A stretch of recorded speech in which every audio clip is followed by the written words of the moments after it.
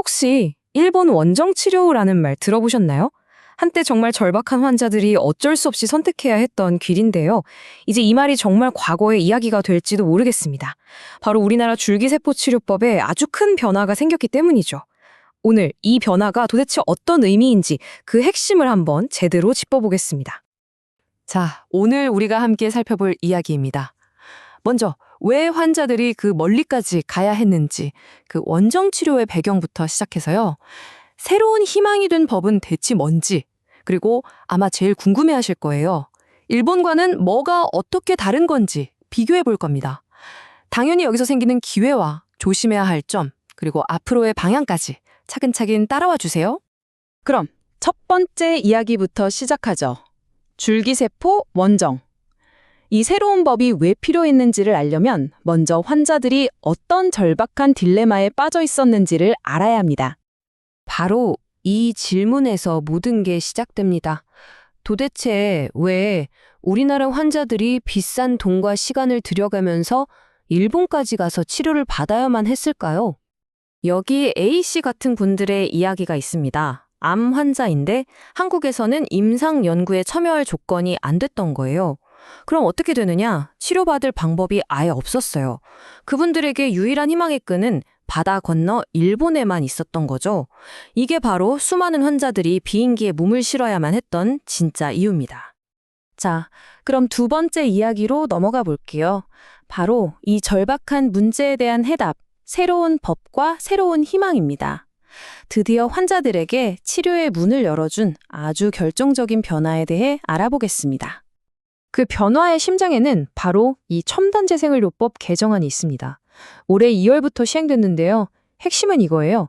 드디어 임상 연구 참여자가 아니더라도 일반 환자들이 치료를 받을 수 있는 길이 열렸다. 와, 이건 정말 역사적인 변화라고 할 수 있죠.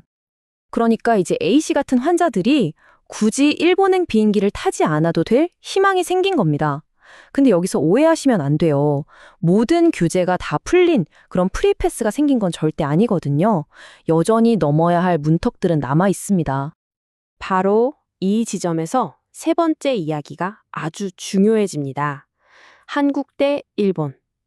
두 나라의 시스템을 한번 비교해보면 우리나라의 새 제도가 어떤 특징을 가졌고 또 어떤 한계가 있는지 명확하게 보일 겁니다.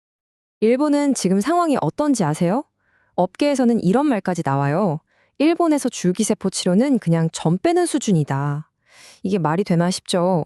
근데 이 한마디가 한국과 일본의 차이를 정말 극명하게 보여줍니다. 여기 표를 보시면 두 나라의 접근법이 정말 완전히 다르다는 걸 알 수 있어요. 자, 한국은 누구한테 허용되죠? 중증, 희귀, 난치 질환자. 딱 치료 목적에 집중하죠. 반면에 일본은요. 일반 대중, 그러니까 누구나 가능해요. 목적도 치료뿐만 아니라 미용이나 노화 방지까지 포함되죠.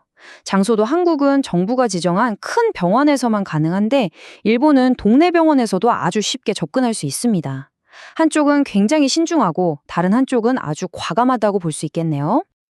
아니, 일본은 어떻게 이렇게 과감한 길을 가게 된 걸까요? 그 계기는 2012년으로 거슬러 올라갑니다. 교토대학의 야마나카 신야 교수가 줄기세포 연구로 노벨상을 받았거든요. 이게 엄청난 국가적 자부심이 되면서 일본 정부가 아예 산업을 키우기 위해서 규제의 빗장을 확 열어버린 겁니다. 자, 이제 네 번째 이야기입니다. 이번 법 개정이 가져올 파급 효과, 즉 기회와 주의점에 대해서 좀 균형 있게 살펴보겠습니다. 좋은 점만 있는 건 아닐 테니까요. 일단 가장 큰 기회는 뭐니 해도 산업계에 있겠죠. 치료 대상 환자 수가 늘어나니까 당연히 시장이 커지고요. 근데 더 중요한 건 연구의 확장입니다. 이전에는 희귀 질환에만 묶여있던 연구가 이제 암이나 염증성 질환 같은 훨씬 넓은 분야로 뻗어나갈 수 있게 된 거죠. SCM 생명과학이나 NK막스 같은 기업들이 바로 이 기회를 잔뜩 기대하고 있습니다. 하지만 기회가 커졌다고 해서 안전장치까지 풀어버린 건 아닙니다.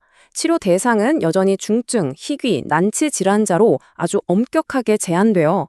특히 윤리적 논란이 있을 수 있는 배아줄기세포 같은 고위험 치료는요, 임상 연구를 거치지 않으면 절대 불가능합니다. 그리고 아무 병원에서나 받을 수 있는 게 아니라 정부가 직접 지정한 정말 믿을 수 있는 병원으로 한정됩니다. 자, 어느덧 마지막 이야기네요. 앞으로 나아갈 길. 과연 한국의 줄기세포 치료는 앞으로 어떤 방향으로 가게 될까요? 미래에 대한 힌트는 한 업계 관계자의 말에서 찾을 수 있습니다. 정부가 단계적으로 허용 조건을 확대해 나갈 계획이다. 이 말 딱 들어보면 감이 오시죠? 이번 변화가 끝이 아니라 시작이라는 뜻입니다. 네, 맞습니다. 이번 법 개정은 전면 개방이 아니에요. 더 많은 환자들에게 기회를 주기 위해서 정말 조심스럽게 내딛는 첫걸음이라고 보는 게 정확합니다. 앞으로도 안전성을 계속 확인하면서 한 걸음씩 점진적으로 문을 더 열어갈 가능성이 아주 높다는 거죠. 결국 우리는 이 마지막 질문에 도달하게 됩니다. 앞으로 규제가 조금씩 더 완화되는 과정에서 우리나라는 과연 획기적인 혁신과 환자의 안전이라는 이 두 가지 중요한 가치 사이에서 어떻게 균형을 찾아 나갈 것인가. 이것이야말로 우리 앞에 놓인 가장 크고 중요한 과제가 아닐까 싶습니다.